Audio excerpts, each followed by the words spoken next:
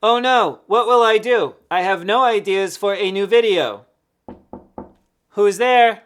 Ryan, Ryan? your roommate. Oh, hello, come in.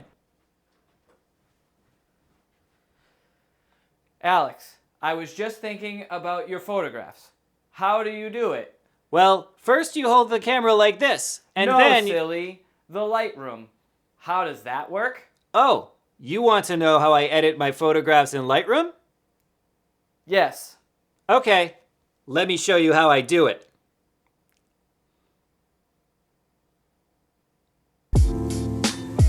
I think that's it. Yeah. Hey, and welcome back to the channel. Hope you got a laugh out of that intro. We like to have fun around here. In this video, I'm going to show you how I go from this raw image to this final image. This is going to be the first of many how-to, tutorial, my thoughts on the matter type videos where I share my process and thoughts on how I edit my images.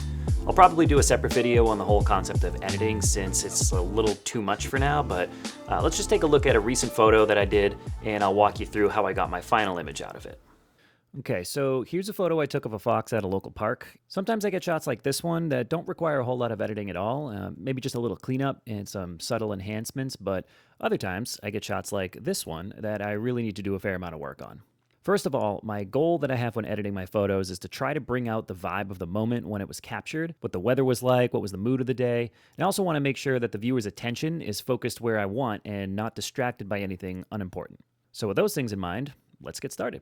I chose this photo because I liked the pose and I wanted to play with incorporating some foreground elements. So the first thing I'm going to do is I'm going to come over here to the profile and I'm going to change that from camera standard to Adobe color. And right off the bat, you can see that there's not quite as much blue. The saturation, the contrast is a little bit lower. This is just a good starting place that I personally like to work from. It's one of those things that just becomes user preference. The next thing I'm going to do is I'm going to come down to lens corrections and I'm going to uncheck enable profile corrections. And the reason for this is I just want as few corrections being done initially to the image as possible so that I'm in complete control of whatever changes I make. Also, not for nothing, but I paid a lot of money for the lens I use, so I kind of like seeing the characteristics of it. Next, I'm going to figure out what kind of crop I want, and this is something that is almost always going to be messed with in post because when you're shooting wild animals, you don't always have the opportunity to consider your composition while you're responding to their behavior. So I'm going to come up here to the crop tool and I'm going to select an aspect ratio of 1:1 because this is going to be a social post.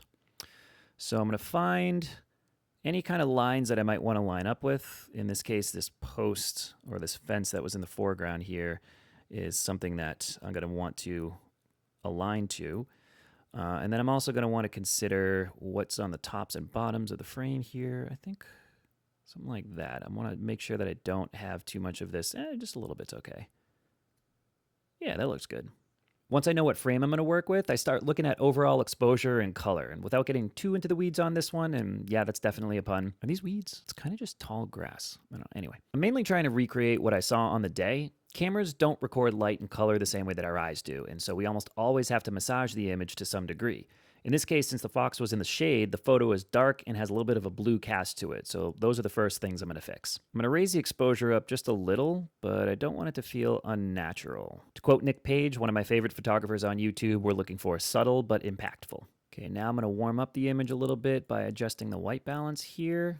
I don't pay much attention to the numbers. I just kind of go off what looks right. So I'm just going to warm this up until it feels like it did on the day.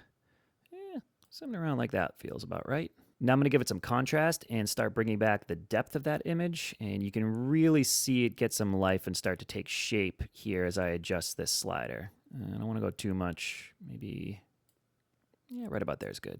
Okay, now I want to brighten the lighter tones a little bit. I'm looking at a bit of a gap up here in the histogram. And so I'm going to take the white slider and I'm going to bump it up just a touch.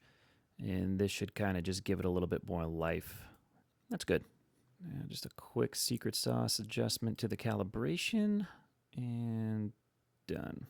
Okay, I'm pretty good with this as a base image, but since I shot this at ISO 4000, next thing I want to do is run this image through the AI denoise feature in Lightroom. And this tool is super useful at reducing noise without losing a lot of detail. So I'm going to come down to the detail menu, and I'm going to run denoise. Now, I'm pretty conservative when I run this. I tend to run it at about 30. I think the default is 50, but I find that when you run it too high, you lose a lot of details. And what I'm trying to do is just get rid of the color noise, but I want to maintain the detail and texture of the image. A little bit of noise isn't a bad thing. But if you kind of look here in the background, you can see a good amount of chroma noise from the sensor from running it at ISO 4000. But when we click and then release, it gives us the preview, and you can see a lot of that noise has gone away. Some of the luma noise is still there, some of that graininess, but I kind of like that. I feel like it gives the image a little bit of texture. So we're going to go down here and click Enhance. We're going to let Lightroom do its thing, and this is the point where, depending on your computer, this might take a very long time, or if you've got a newer machine, it might not take very long at all. Mine tends to take about 10 seconds or so. Okay, when that's done, you're going to get a new file to work off of. And you can see here now, as I zoom in, this is much more cleaned up. Okay, so now it's time to work on the feel a little bit. So one thing I want to try to do is enhance the sense of the sunlight by making a mask and kind of painting in some highlights. So I'm going to start with a linear mask. I'm going to come down here to a linear gradient, and I'm going to drag that in from the direction that the sun was coming, something like this here. I'm going to bump up the exposure in that mask, but it doesn't really sell all that well because if I turn this on and off, it's affecting the whole image, and it wouldn't really affect the fence post that's in the foreground here. So what I'm going to do is subtract an area where I don't want this mask to work, and I'm going to use a brush to just literally paint out the areas of that fence post. And this sells a lot better because this makes more sense. If there was sunlight coming from the left here, but I was standing right in front of this fence, then it wouldn't be hitting that fence. As you can see now, that seems to make, well, it looks like I'm still going to paint over a little bit more of it. Oh, make sure that the flow and density of your subtraction mask, there we go. So now I got my brush set the right way. Okay. Hit enter when we're done there. Turn it on and off. There, that's better. So now you can see that it looks like there's sunlight coming from behind the fence. And it's hitting the fox, it's hitting the yard, but it's not hitting the fence itself. I might want to also subtract it from the bush here if it's hitting that. Yeah. Okay, that's good. Okay, so next I want to add a little bit more detail and separation to the fox, but subtly. I don't want to call too much attention to any one adjustment that I'm making, so I'm going to create a new mask. I'm going to have Adobe use its AI and select the subject, which it does very well. And now I'm just going to warm her up a little bit here. That's pretty good. 15 is a good round number. And then I'm going to give her just a little bit of texture because that fur really pops. So tend to kind of ride the slider up until I see what it's doing and it looks unnatural, and back it off until it looks right. What about there? Yeah, that's good. And you can already see here that this image looks a lot nicer, but it still doesn't look like it's heavily worked. Okay, next I'm going to do something that I almost always do when there's an animal whose eyes I can see in the frame, and I'm going to give a little brush adjustment to the eyes themselves and make them pop just a tiny bit. This is something that is, again, subtle but impactful, to quote Nick Page, but this is a very easy one to overdo. I've found that doing anything more than like a third of a stop of an adjustment here, or 0.3, yeah, even that's a lot. Let's try just that there. Yeah, just a little brightening up. I'll adjust the exposure a little bit and then come down here to the clarity adjustment. And sometimes this can help. No, I don't like that. Yeah, we'll just leave that at, yeah, right there. And let's see how that looks. Yeah, that's nice. You can see turning that on and off. It's just a little, it might even be a little too much. Let's get back in there. Back it off just a little bit. 20 should be good. Okay, and whoop, what am I doing here?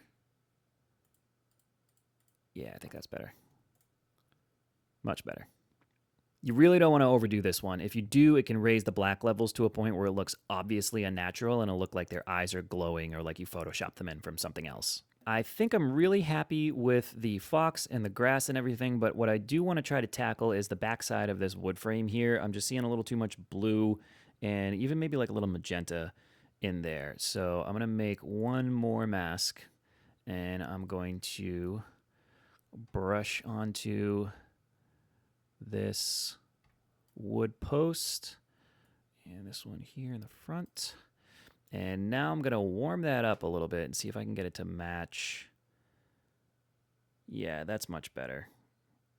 Something like that there. Maybe a little less. Okay. I'm also going to darken it just a touch. There we go. That's much better. Next, I'm going to double check kind of the overall color in the image. And what I like to do as just like the finishing touches is come down to my color mixer and I'm gonna just play with these sliders here, and anything that isn't having a really strong effect I'm gonna back off because I don't want any extra colors subtly playing in places where they're not prominent or noticeable. So for example, if you look at this bush in the front, you'll see that the little white flowers that are in the bush here have a little bit of blue color tone to them.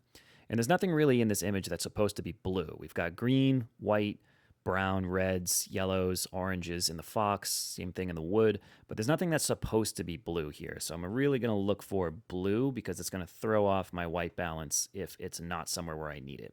And you can kind of see here, as I increase that, that blue is showing up exclusively in shadow areas of things that are neutral colors, and I do not want that. So go away blue. I'm going to actually, I'm going to get rid of it completely. Yeah, you can kind of see if you look right here in the underside of the fox here in their fur, you can see that as I increase it, it's there. If I decrease it, that really makes it look much more like what the fox's fur is supposed to look like. It doesn't have any blue in it. So I'm good with that. I'm going to do the same thing with purple. There's nothing really purple in this image that I need. Aquas, yeah, we got a little aqua in the green. I'm just going to back that off a tiny bit, and we'll just leave it there. All right, you can kind of see toggling that on and off what it does. Okay. I'm pretty happy with this. Okay, I think that about does it. So let's take a quick look at the before and after. And here you can see there's a very impactful difference by adding a lot of subtle adjustments. It's really one of those situations where the whole is greater than the sum of its parts. Well, I hope you enjoy this little peek behind the curtains. If you want to see more videos like this, or if you have any questions about the process, just leave a comment down below and let me know what you're thinking. Also, if you have any photographer friends that do wildlife, maybe share this video with them and see if they can pick anything up from it. I know I got a lot of great tips seeing other people's processes too. Thanks so much for checking out this video. Make sure you click that like button and subscribe if you haven't already, and I will see you on the next one.